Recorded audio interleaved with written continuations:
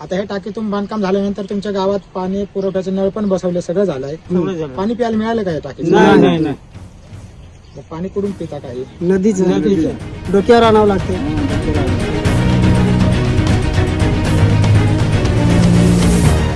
पेठ तालुक्यातील धानपाडा इथं जलजीवन मिशन योजनेत भ्रष्टाचाराचा संशय. पाण्याची लय कठीण परिस्थिती आहे आमची, नदीतून पाणी आणावं लागतं.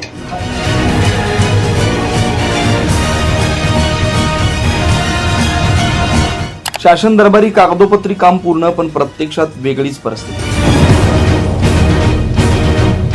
जरी तिथे आतापर्यंत टाकीपर्यंत पाणी जे पोच केलेलं आहे त्यांनी, पण ती टाकी आता लिकेज आहे आजची परिस्थितीला. आणि तिथून पाणी गावात सोडलं तर एकही पाईपाला तुम्हाला पाणी नाही. हे जलजीवनच्या अंतर्गत त्यांनी केलेले आहे, पण इथं नाही, सगळं उघड आहे. वायरिंग आज सगळी उघड आहे. ह्या योजनेला किमान एवढंही जल जीवन योजनेअंतर्गत साधं स्विच रूम सुद्धा देऊ शकत नाही. बरोबर.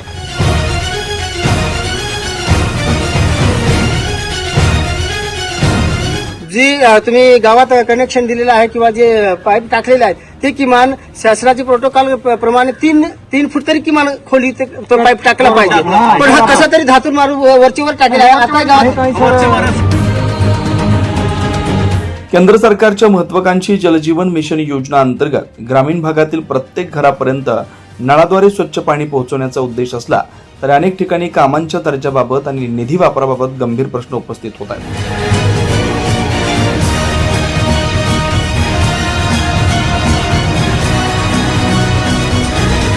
नाशिक जिल्ह्यातील पेठ तालुक्यातील धानपाडापैकी 3 पाडे इथं स्थानिक नागरिकांकडून भ्रष्टाचाराच्या तक्रारी समोर येतात. या प्रकरणाच्या चौकशीची मागणी आता जोर धरू लागली.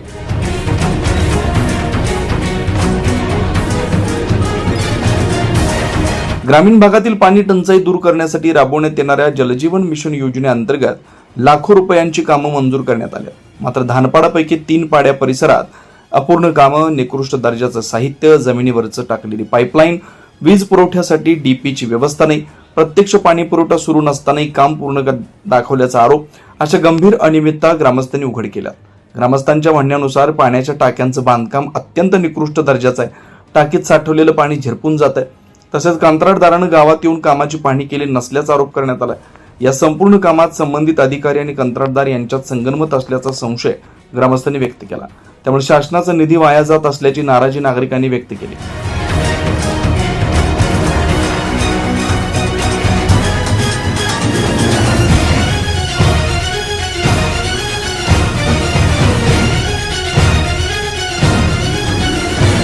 गावात पाईपलाईन टाकली पण अजूनही पाणी आलेलं नाही. मात्र कागदावर काम पूर्ण दाखवलंय. पेठ तालुक्यातील धानपाडापैकी 3 पाडे येथील जलजीवन मिशन योजनेतील कथित अनियमिततेमुळे ग्रामीण विकासावर प्रश्नचिन्ह निर्माण झालंय. आता प्रशासन या तक्रारींची दखल घेऊन दोषींवर काय कारवाई करतं याकडे सर्वांचं लक्ष आहे.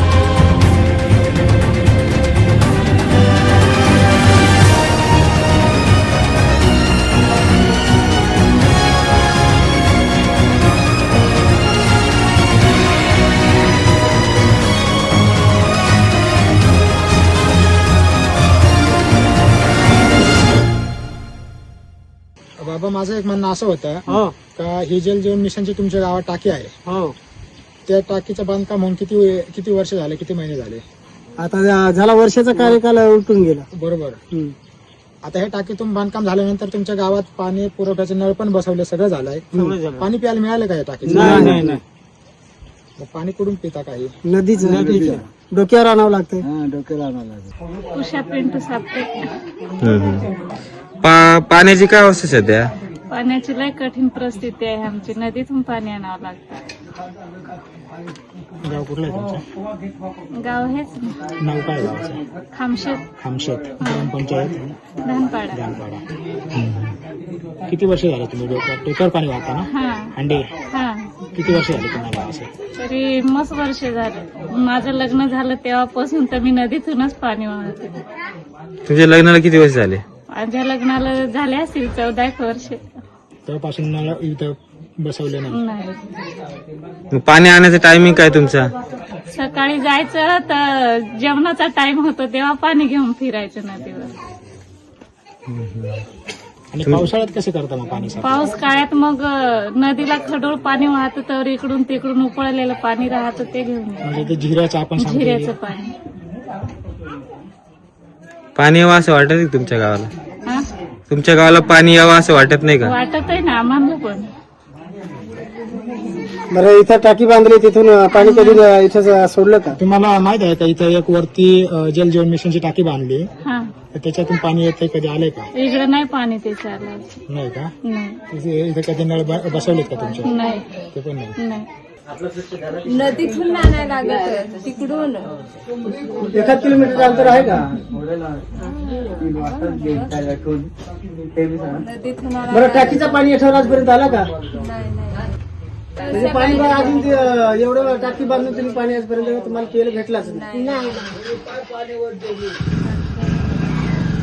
मग तुम्हाला नेहमीच पाणी सकाळ संध्याकाळ तिकडून आणता का?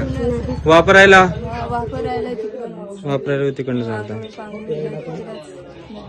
म्हणजे तुमच्या नळाला पाणी कधी आलंच नाही. मग तुम्हाला असं वाटतं की तुमच्या गावाला पाणी यावं का काय?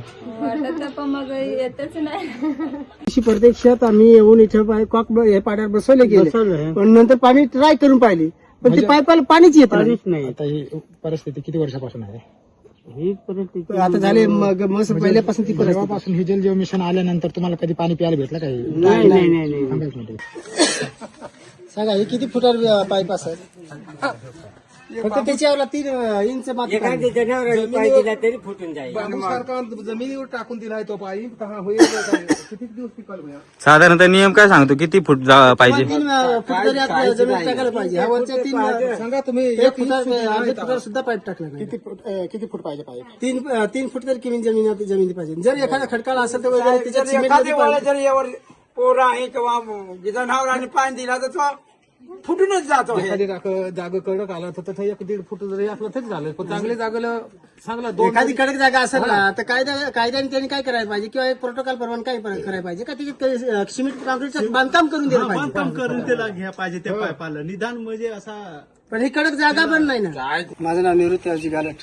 तुम्ही गावचे माझे मिसेस ग्रामपंचायत सरपंच आहे आणि माझी सदस्य आहे. आणि मी किमान गेले 10-15 वर्षापासून ग्रामपंचायत क्षेत्रामध्ये काम करतो. सदस्य आजी माझी आज आहे. परंतु मी पाण्याच्या प्रेशरनेस बाबतीत जर वारंवार तक्रारी संबंधित पाणी पुरवठा विभागाला केली आहे. पंचायत समितीला तसं पत्र दिलेलं आहे. ते आवे लोक माझ्याकडे आहे, त्याची विषय आहे. परंतु काय आहे, संबंधित यंत्रणेने आजपर्यंत 2,38 लाखाची ही योजना असताना हे गावात जल जीवनची एक इथे विहीर साधी करू शकत नाही किंवा ते सांगतो तुम्हाला. तुमच्या ग्रामपंचायतचा मेन ग्रामपंचायत कोणती आहे? धानपाड त्याचे पाडे किती आहेत? 4 पाडे आहेत. संबंधित पाडा हा तुम्ही ज्या रहिवासी आहेत तो पाडा कोणता आहे? बोरपाडा. बोरपाडा. त्या बोरपाड्याच्या संबंधित ही विहीर आहे. बरोबर. ह्या विहिरीपासून किती गावांना पाणी पुरवठा केला जातो? हे विहिरीपासून 2 गावांना करेक्ट योजना त्यांनी केलेली आहे. परंतु इथून खामशीतला आता तुम्हाला कमी कमी 2-2.5 किलोमीटरला इथून पाणी सप्लाय करायचं आहे. बरोबर. पण मग ते इथून जरी तिथे आतापर्यंत टाकीपर्यंत पाणी जे पोच केलेलं आहे त्यांनी, पण ती टाकी आता लिकेज आहे आजची परिस्थितीला. आणि तिथून पाणी गावात सोडलं तर एकही पाईपाला तुम्हाला पाणी जीवन मिशन अंतर्गत इथं काय झालेलं विहिरीचा काही संबंध नाही. आणि जी पाईपलाईन ही केली ती जल जीवन मिशनच्याच अंतर्गत केली नाही. हे जल जीवनच्या अंतर्गत त्यांनी केलेले आहे. पण इथं नाही, सगळं उघडं आहे. वायरिंग आज सगळी उघड आहे. ह्या योजनेला किमान एवढंही जल जीवन योजनेअंतर्गत साधं स्विच विरून सुद्धा देऊ शकत नाही. बरोबर. आता ही जी पेटी आहे ही उघड्यावर आहे भाऊ. ही पेटी दाखवा. ही उघड्यावर आहे. पावसाळ्यात याच्या परिस्थिती काय राहते? याचे अतिशय गंभीर सगळे वायरिंग बिरिंग सगळ्या सडून म्हणजे गंज चढतो. त्याच्यात पाणी जातं. उद्या पाण्याचा करंट इतर वायरेला झाला तर त्याचे शहरातील शेतकरी पण आहे.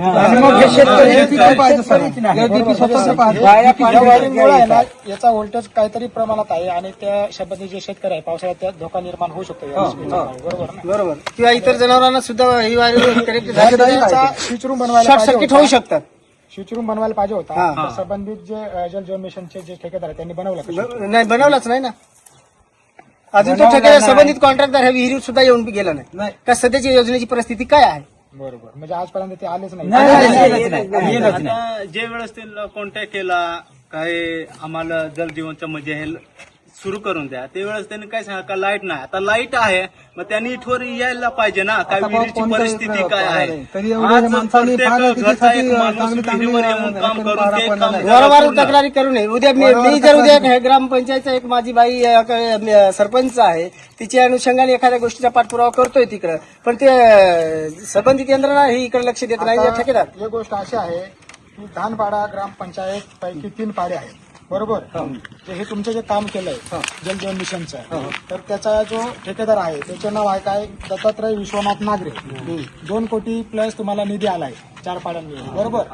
आणि त्याच्यामध्ये काय आहे, हे जे काम होतं 13/12/2022 ते 30/6/2024 पर्यंत हे काम पूर्ण करायला पाहिजे होतं. आज 2026 झाले, म्हणजे कामाची व्हॅलिडिटी संपली, बरोबर. आता काम निजाममध्ये काय केलंय त्यांनी, जे हे केलंय त्याच्यामध्ये प्रगतीत केलंय काम, पण याच्यामध्ये काय सांगितलंय का उद्भत विहिरीचे काम पूर्ण व रायडिंग मेन पूर्ण, GRS पूर्ण व वितरण व्यवस्था पूर्ण, म्हणजे विद्युत जोडणी पूर्ण झाले. पण आता त्यांनी काय सांगितलंय का प्रगती पथावर पाणी पुरवठा सुरू आहे, असं त्यांचं म्हणणं आहे. आता पाणी पुरवठा सुरू आहे असं त्यांचं म्हणणं आहे. म्हणजे जल जीवन मिशन योजनेअंतर्गत जे 24 तास पाणी तुम्हाला पाहिजे होता, हरघळणं जी आहे ती जीवन योजना, तर ती त्यांच्या म्हणण्यानुसार हे पूर्ण काम झालंय. तर तुमचं काय म्हणणं आहे त्याच्यावर? बघा, त्यांचं ही जर योजना आहे ती आज रेकॉर्डला जे पूर्ण दावतायत, बरोबर. कोणची बीचवरती पूर्ण दाखवतात. आज तुम्ही स्वतः इथं आलेले आहात, गावात तुम्ही चौकशी करा. किमान जी तुम्ही गावात कनेक्शन दिलेलं आहे किंवा जे पाईप टाकलेले आहेत ते किमान शासनाची प्रोटोकॉल प्रमाणे 3 फूट तरी किमान खोली तो पाईप टाकला पाहिजे. पण हा कसा तरी धातून मारून वरचीवर टाकलेला आहे. आता गावात 6 इंचावर 7 इंचावरच आहे. एवढा साहेब कधी नाही, एवढाच कधी नाही. आता मी तर मी एक सुशिक्षित म्हणून सांगणार आहे, लोकांचे तुम्ही विचारणी करा. बरोबर. आता एक काय होतं माहित आहे का, म्हणजे ज्या कागदपत्रावर जे वरिष्ठ अधिकारी जे काय इंजिनियर किंवा ज्या कोणी असतील त्यांच्या म्हणण्यानुसार, तर त्यांनी फक्त पत्रावर त्यांनी हे काम पूर्ण दाखवलंय, कागदपत्रांना पूर्ण दाखवलंय. बरोबर. ज्या आम्ही ग्रामस्थच्या सोबतीत ज्या आम्ही स्थानिक लेवलला आलोय, तर त्यांच्या म्हणण्यानुसार काही इथं कुठलीही पाठपुरावा केला नाही, कुठलंही काम केला नाही. जे जल जीवन मिशनचे जे पैसे होते त्यांनी फक्त त्यांच्या खिसा भरण्याचे काम केले, कुठेही काम दिसत नाही. जी विहीर आहे ती विहीर पण ही स्वतः पहिले ग्रामपंचायतची जी पहिली होती विहीर तीच आहे. म्हणजे संबंधित जे निधी आला फक्त तो खिसा भरण्याचं काम केला.